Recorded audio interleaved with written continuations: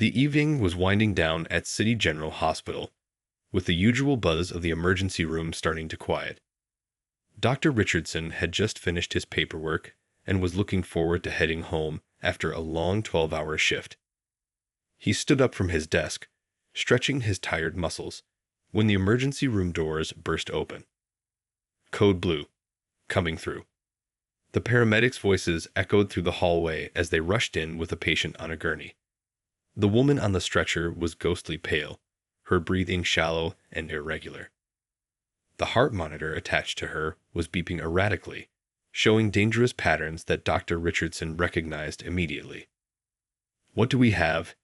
he asked, quickly falling into step beside the rushing gurney, his plans to head home forgotten in an instant. His white coat fluttered behind him as he moved, his stethoscope already in his hands. Female patient, mid-50s, found collapse at home by her neighbor, one paramedic reported breathlessly. Severe chest pain reported before loss of consciousness. Blood pressure dropping rapidly. Dr. Richardson's mind switched into high gear as he assessed the situation. The symptoms were clear. This was a major heart attack, and every second counted. He began barking orders to his team, his voice calm but authoritative. "I need a full cardiac panel stat. Get me an ECG and prep the cath lab immediately." The emergency room sprang to life around him.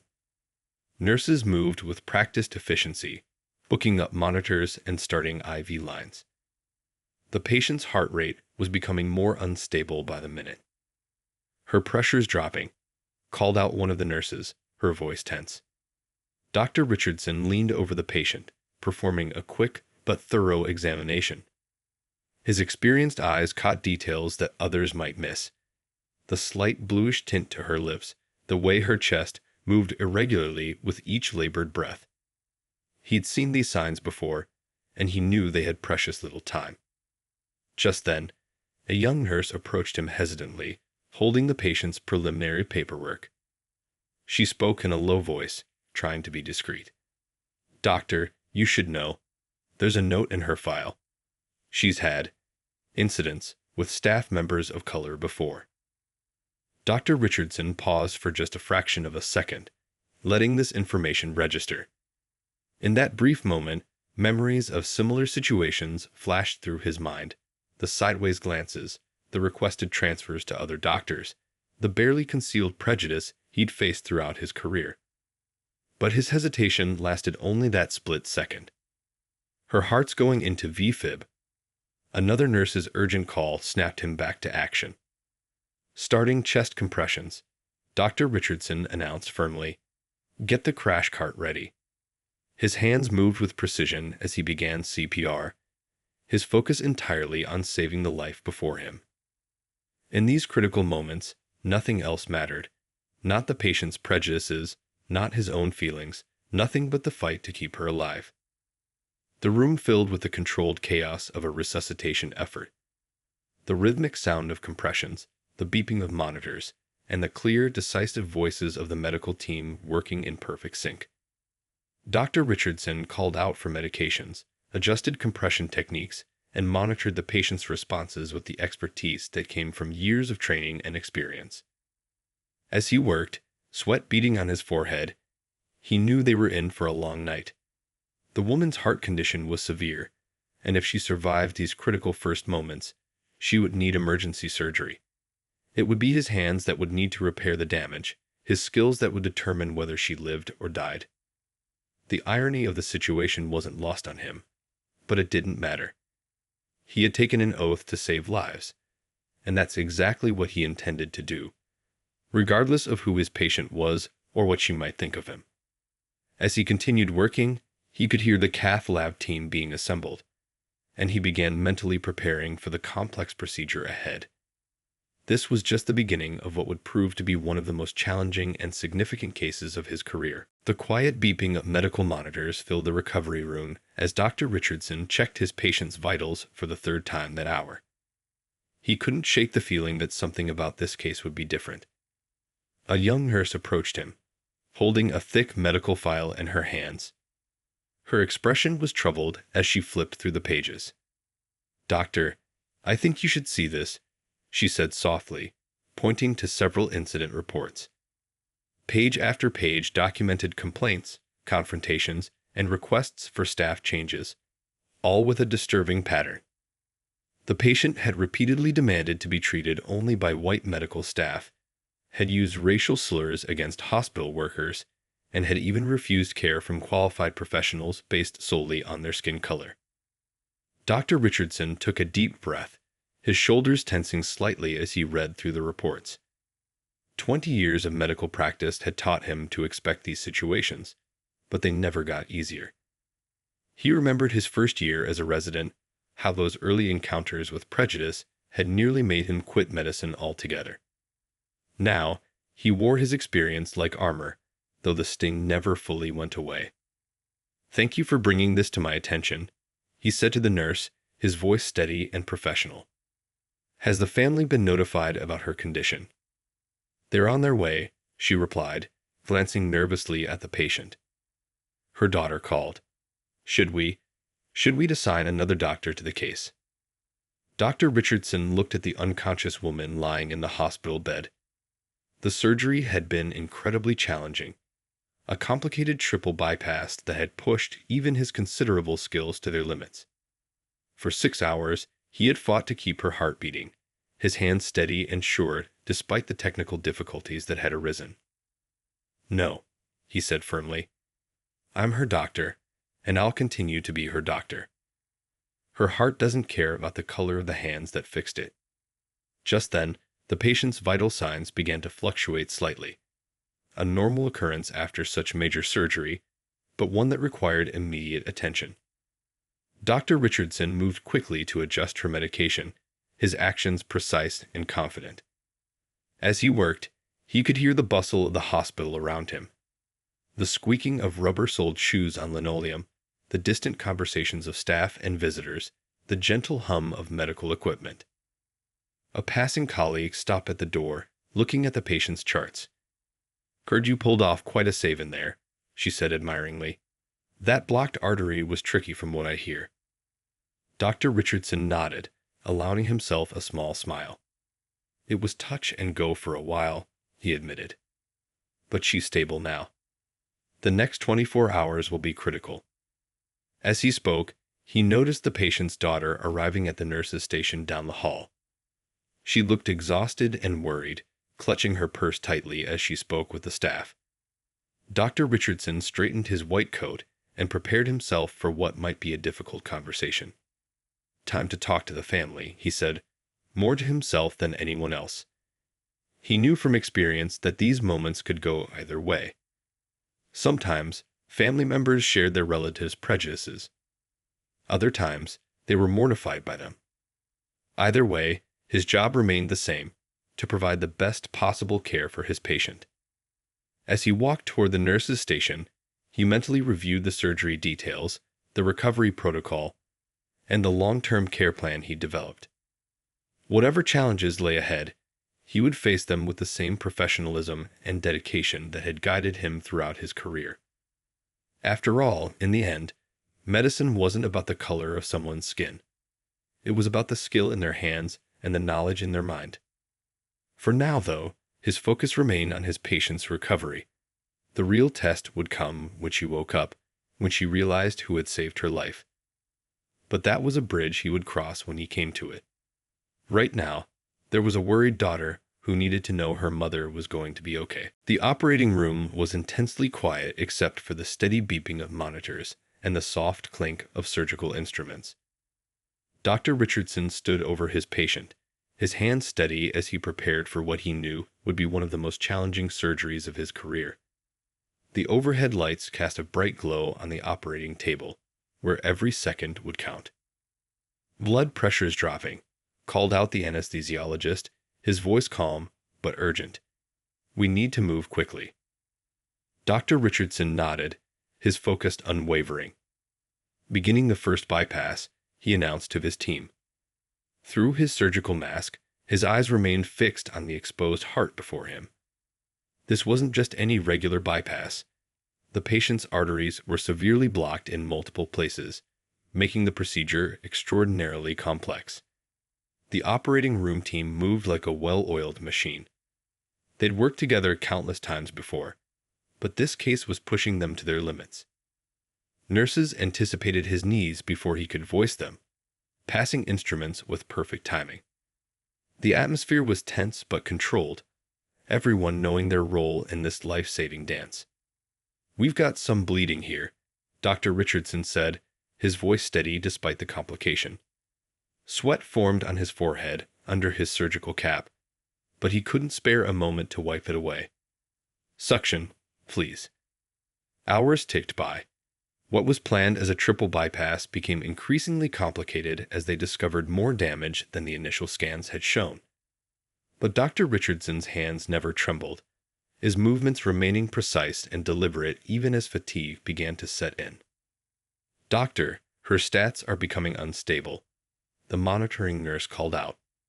The beeping from the machines grew more urgent, warning of the patient's fragile state.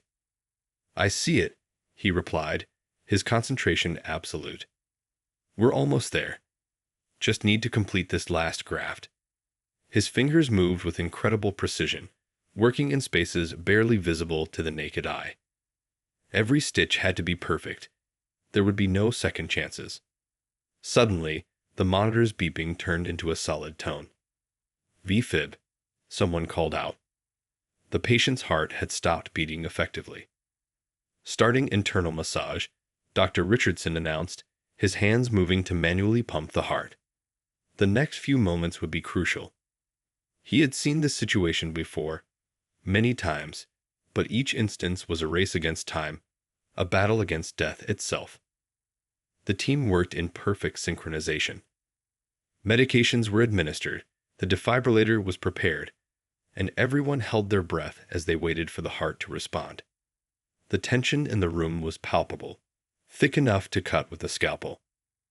"Come on," Dr. Richardson whispered, more to himself than anyone else. "Come on, fight." His skilled fingers continued their work, refusing to give up on his patient, regardless of who she was or what she might think of him. After what felt like an eternity but was really only minutes, the heart began to beat again. The relief in the room was almost physical, though no one relaxed their vigilance. There was still work to be done. "That's it," Dr. Richardson said encouragingly, as if the heart could hear him. "Now let's finish this." With renewed determination, he returned to completing the final bypass graft. Each stitch was placed with meticulous care, each movement calculated and precise. Finally, after 6 grueling hours, Dr. Richardson stepped back from the operating table. "Closing now," he announced, his voice showing the first signs of fatigue. He had done everything possible, gone above and beyond what was required. The surgery had been successful, though challenging in ways that would be discussed in medical conferences for years to come. As he began the careful process of closing the chest cavity, he couldn't help but wonder about the moment this patient would wake up. Would she know or care that the hands that had just saved her life belonged to a black doctor? Would it matter to her that the person she had shown such prejudice toward was the one who had fought so hard to keep her alive? These thoughts swirled in his mind, but they didn't affect his work. Each suture was placed with the same care as the first, each layer closed with perfect precision. Because that's what being a doctor meant, giving your absolute best to every patient, regardless of who they were or what they believed. 3 days after the surgery, the recovery room was bathed in soft morning light. Dr. Richardson was checking the patient's charts when he noticed her fingers beginning to twitch. After days of unconsciousness, she was finally waking up. He moved closer to the bed, preparing himself for this crucial moment. Her eyes fluttered open slowly, struggling to adjust to the light. Confusion crossed her face as she tried to make sense of her surroundings. The beeping of monitors and the sterile smell of hospital equipment filled her senses. Her throat was dry from the breathing tube that had been removed the day before. "Good morning," Dr. Richardson said gently, keeping his voice calm and professional. "You're in the hospital. You've had heart surgery, but you're doing well." The woman's eyes focused on him, taking a moment to process what she was seeing. Her expression shifted from confusion to recognition, and then, like a storm cloud passing over the sun, to something darker. Her heart monitor began beeping faster. Where's my doctor?" she rasped, her voice hoarse, but the hostility in it unmistakable. "I am your doctor," Dr. Richardson replied evenly. "I performed your surgery 3 days ago. You had a severe heart attack, and we had to do an emergency triple bypass." The woman's face contorted with disbelief and anger. She tried to sit up, but winced at the pain from her chest incision. "No," she said, shaking her head. "I want a different doctor. A proper doctor." A nurse standing nearby dropped her clipboard, the clatter echoing through the room. She looked mortified, but Dr. Richardson maintained his composure. "Ma'am," he said firmly but professionally, "I understand you're disoriented. You've been through a major surgery. Right now, the most important thing is your recovery. I need to check your vitals." "Don't touch me," she snapped, trying to pull away despite the pain it clearly caused her.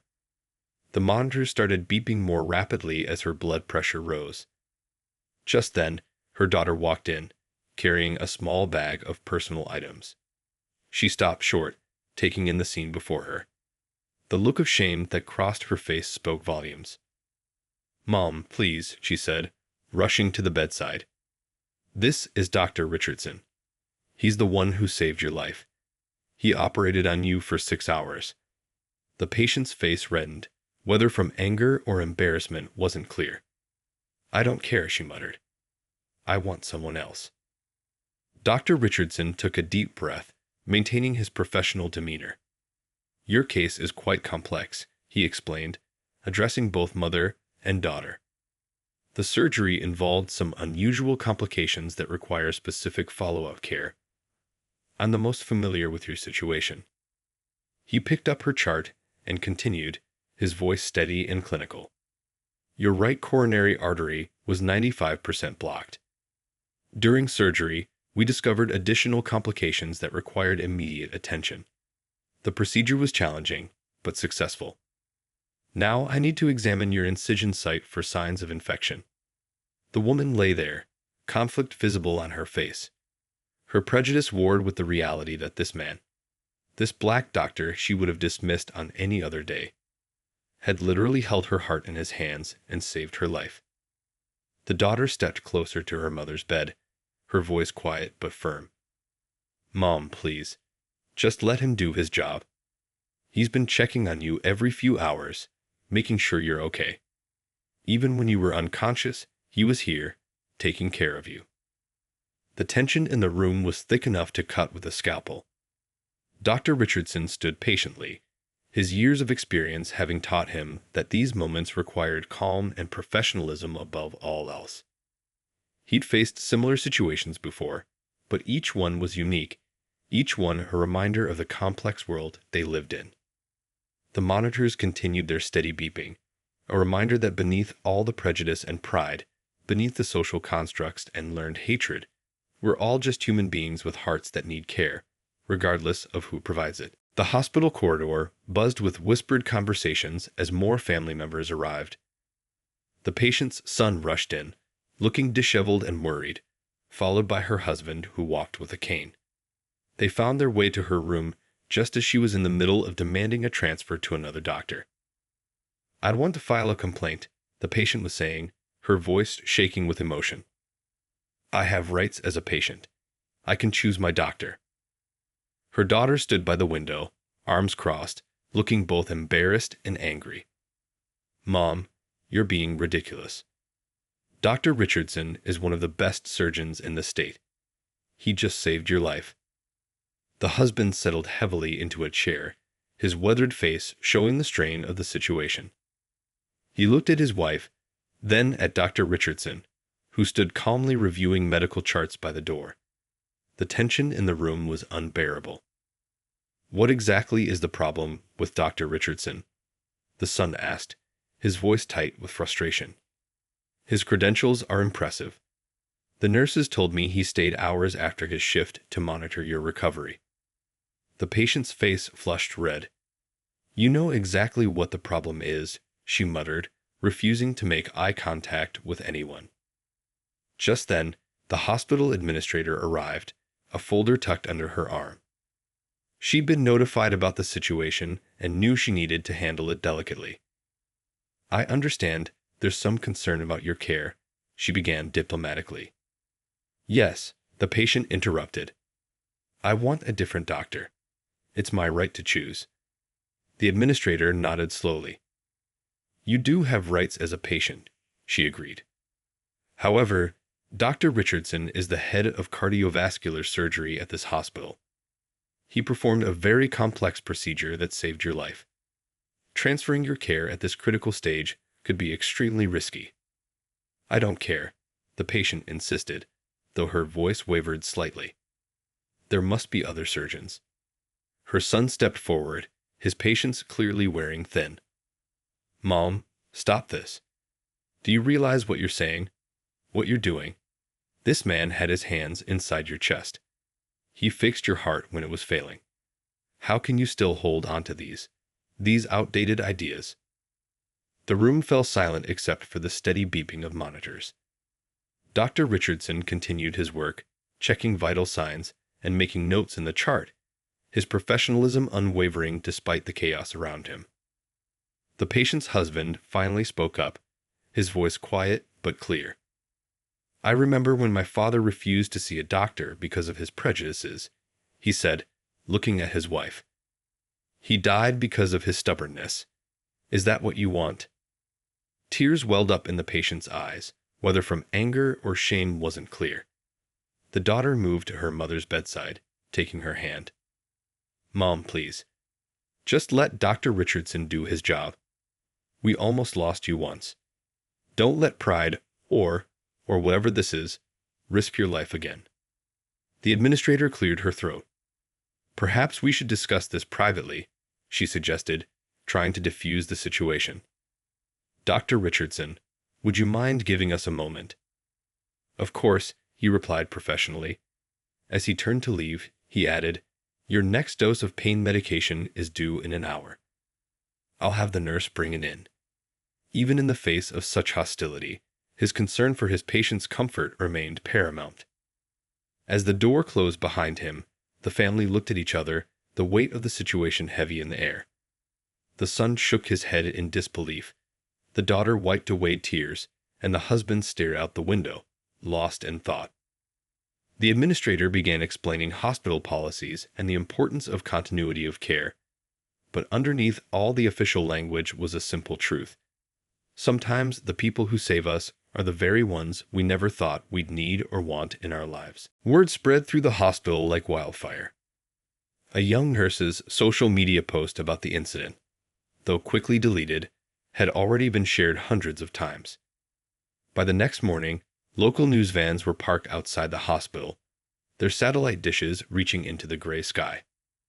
This is getting out of hand, the hospital administrator said, watching from her office window as another news crew arrived. Her phone hadn't stopped ringing since dawn. Journalists, civil rights groups, and concerned citizens all wanting to know more about the story of the black doctor who saved a racist patient's life. In the hospital cafeteria, staff members huddled around their phones, reading comments and reactions online. The story had struck a nerve, becoming a talking point about racism in healthcare, patient rights, and medical ethics. Doctor, there are reporters asking for interviews, a staff member informed Dr. Richardson as he finished his morning rounds. He shook his head quietly, more concerned about his patients than the growing media circus. I'm not interested in publicity, he replied, checking his pager. This isn't about me. It's about providing care to someone who needed it. That's what doctors do. But the story had already taken on a life of its own. Social media was flooded with opinions. Some praised Dr. Richardson's professionalism, while others debated patient rights and hospital policies.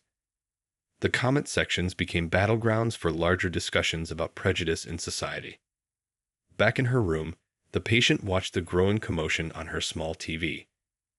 Her face paled as she saw her story being discussed on the local news. They didn't use her name, but everyone in town would know it was her. Her daughter sat beside her, switching channels only to find the same story being covered everywhere. "What have I done?" the patient whispered, more to herself than anyone else. The reality of her actions was starting to sink in, amplified by the public attention. Support for Dr. Richardson poured in from unexpected places. Former patients began showing up at the hospital with letters and cards. A group of medical students started a social media campaign highlighting Black excellence in medicine, sharing stories of pioneering doctors who had faced similar prejudices. "We've received over 1,000 messages of support," the hospital spokesperson told reporters gathered outside. Dr. Richardson exemplifies the highest standards of medical care and professional ethics. He has our full support.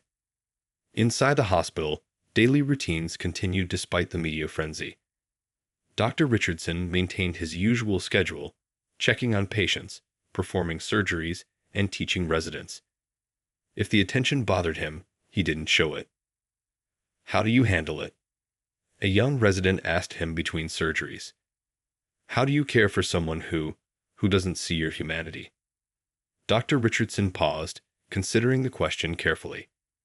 "When I put on this white coat," he said, touching his sleeve, "I made a promise to help anyone who needs it.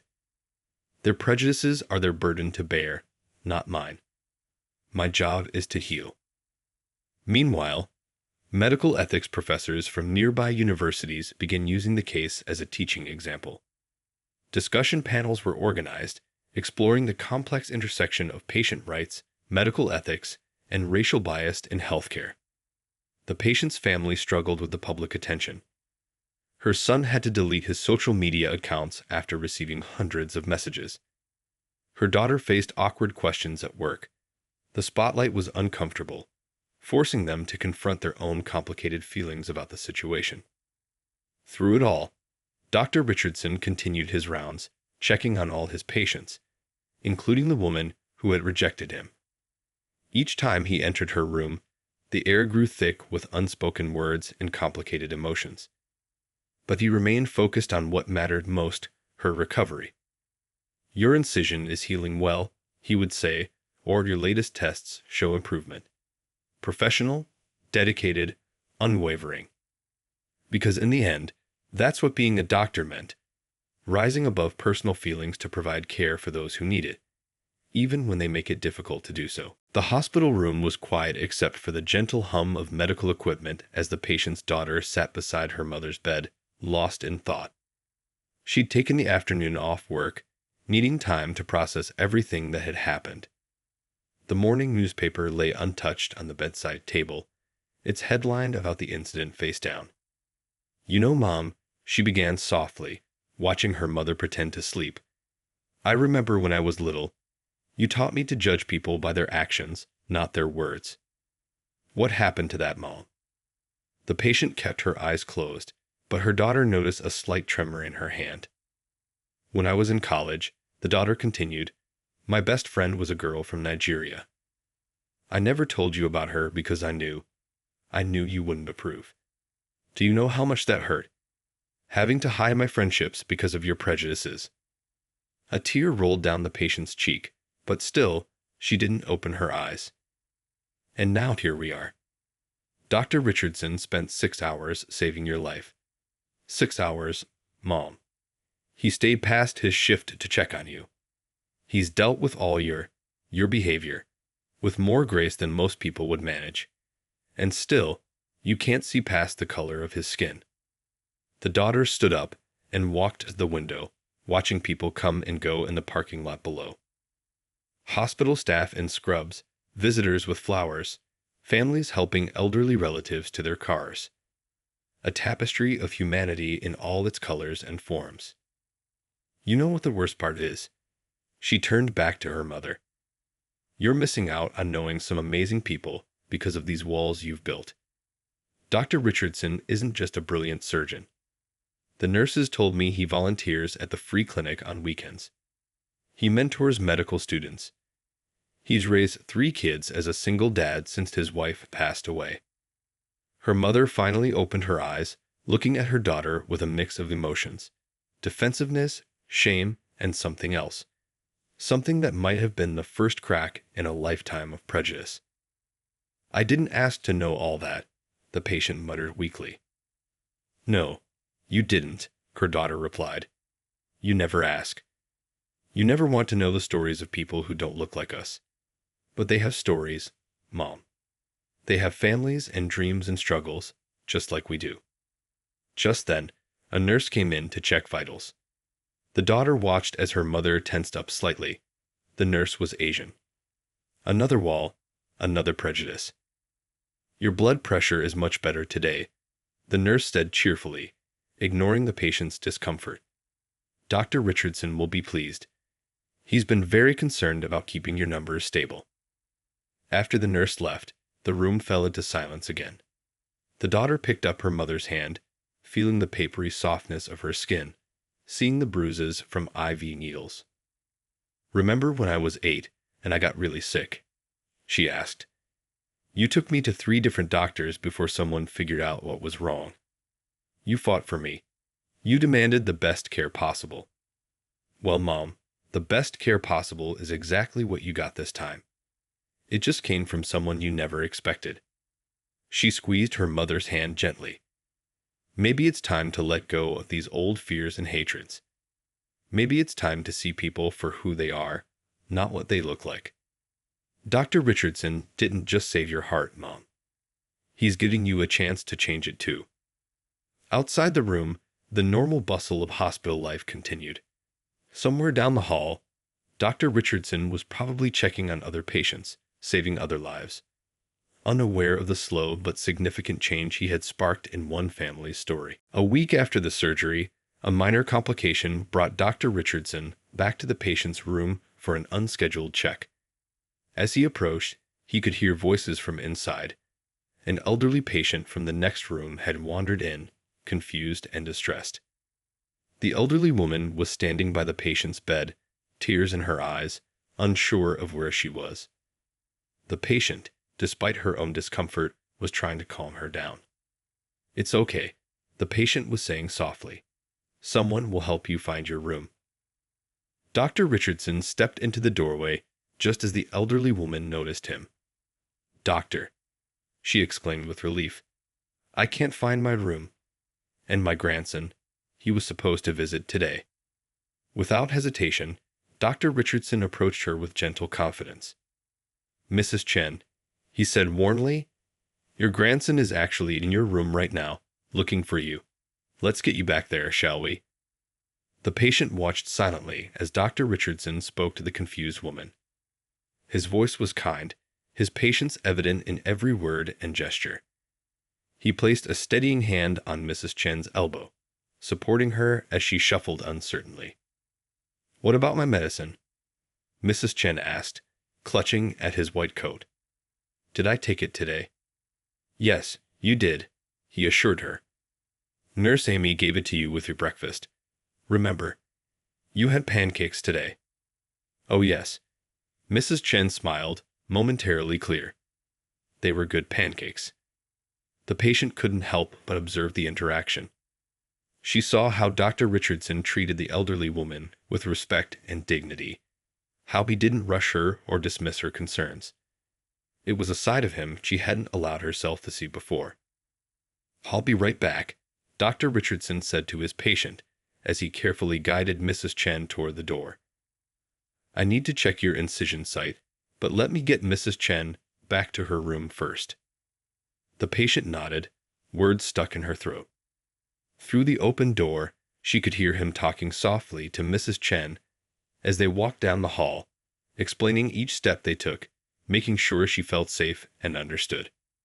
A few minutes later, he returned. The patient noticed things she'd been too angry or prejudiced to see before. The slight tiredness around his eyes that spoke of long hours, the way he moved with quiet confidence, the gentleness in his hands as he checked her surgical site. "The incision is showing minor signs of infection," he explained, examining the area carefully. I'm going to prescribe a stronger antibiotic to prevent any complications. You're good with them, the patient said suddenly, surprising herself. The older patients, I mean. Dr. Richardson looked up, a slight smile touching his lips. They remind me of my grandmother, he replied. She raised me after my parents died. Taught me that kindness is the best medicine. The patient felt something shift inside her. A lifetime of prejudice meeting a moment of undeniable humanity. She watched as he made notes in her chart, remembered how he just treated Mrs. Chen. Thought about how he'd saved her life despite knowing her history of prejudice. My grandmother, she found herself saying. She was like Mrs. Chen at the end. Confused. Scared. The doctors back then, they weren't always patient with her. Dr. Richardson nodded, understanding in his eyes. It's hard to see someone you love become vulnerable, he said. That's why I always try to treat my patients the way I would want someone to treat my own family. For the first time since waking up from surgery, the patient looked directly at Dr. Richardson. Not as a black man, not as someone to fear or reject, but as the doctor who had saved her life and just shown such kindness to a confused old woman. The monitors beeped steadily in the background, marking the rhythm of a heart that was healing in more ways than one. The day of discharge arrived with morning sunlight streaming through the hospital windows. The patient sat on the edge of her bed, already dressed in her regular clothes, waiting for the final paperwork. Her daughter stood nearby, packing the last few items into a small bag. Dr. Richardson will be here soon for your final check, the nurse said as she removed the last IV line. The patient nodded, her hands fidgeting in her lap. The past 2 weeks had changed something inside her, though she wasn't quite sure how to express it. Old habits and thoughts still lurked in the corners of her mind, but they seemed smaller now, less certain. When Dr. Richardson entered the room, she noticed his tired eyes and realized he'd probably been up all night with another emergency surgery. Still, he carried himself with the same quiet dignity she'd come to recognize over the past days. "Good morning," he said, picking up her chart for the last time. "How are you feeling today?" "Better," she replied, and for the first time, she truly meant it. Better in more ways than just physical. He began his final examination, checking her incision, listening to her heart, the heart he had literally held in his hands. The room was quiet except for the rustle of his movement and the soft sound of her breathing. "Your recovery has been remarkable," he said, making his final notes. "But remember, this is just the beginning. You'll need to make some lifestyle changes, follow up with cardiac rehabilitation, take your medications as prescribed." She listened, really listened, not just to his words, but to the care behind them. Her daughter watched the interaction, a small smile playing on her lips as she noticed her mother's changed demeanor. "Doctor," the patient began, her voice slightly shaky. I need to say something." Dr. Richardson paused in his writing, looking up at her with quiet attention. "I haven't been." She struggled to find the right words. "I haven't been kind to you, or fair. And you saved my life." "It's my job," he said simply, but she shook her head. "No, it's more than that. You showed me something I didn't want to see. About myself. About how wrong I've been." Her daughter moved closer, placing a supportive hand on her mother's shoulder. "I can't promise I'll change completely overnight," the patient continued. These thoughts I've had all my life, they don't just disappear. But I want you to know that you've made me question them. For the first time in my life, really question them." Dr. Richardson nodded slowly, understanding the weight of what she was trying to say. "Change is like healing," he replied thoughtfully. "It happens one day at a time, and sometimes it leaves scars. But if we let it, it can make us stronger." He handed her the discharge papers, explaining each document carefully. As she signed them, her hand trembled slightly, not from fear this time, but from the emotion of the moment. "Your next appointment is in 2 weeks," he said, standing up. My office will call to confirm." The patient looked up at him, the man who had changed her heart in more ways than one. "Thank you," she said softly. "Not just for saving my life, but for showing me a better way to live it." As Dr. Richardson left the room, the patient and her daughter gathered their things, ready to head home. Outside the window, the world looked somehow different. Not dramatically changed, but shifted slightly, like the first hint of dawn after a long night. "You okay, Mom?" her daughter asked. "Yes," she replied, touching the place above her healing heart. "I think I finally am." Down the hall, Dr. Richardson was already focused on his next patient, continuing his work of healing hearts, both literally and figuratively, one person at a time.